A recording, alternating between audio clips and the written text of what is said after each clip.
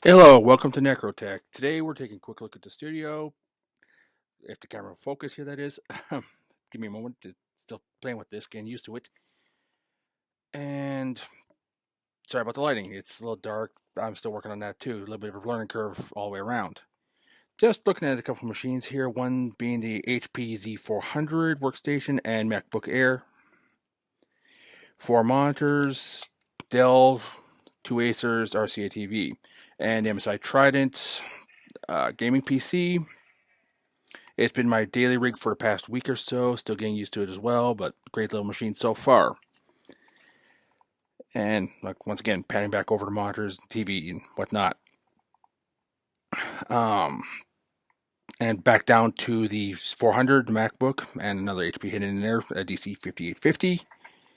Now we're taking a look at the old machine called the F-Bomb, which is an older AMD build from about 3 years ago. It'll be rebuilt later on this season probably. And moving on to the, well, I guess main focus of this particular video besides the tour, and that being the Intel NUC that I've built into an all-in-one. Up there's the box for the NUC itself, showing what the NUC itself looks like. It's a Gen 8 i3. All the little ports shown on the one side there. Quick show of the specs. And a little bit of background noise, apparently. Anyways, moving on. Another show of the specs of the machine. And yeah, once again, it's an Intel NUC. Once again, sorry, lighting sucks. I'll work on that in future videos. And now we see the NUC is set up as an all-in-one computer on the back of a 22-inch Acer monitor.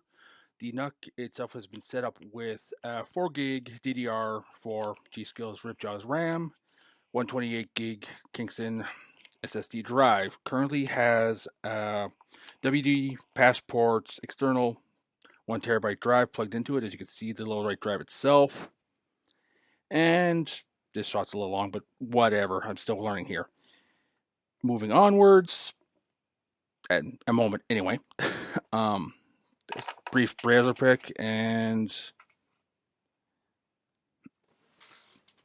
shoot. And pulling up YouTube just to show how responsive the machine is. So far, for a minimal build, it's worked out pretty great so far. I plan on adding more RAM to it and probably another SSD to increase its own internal storage, but that will come in a later video.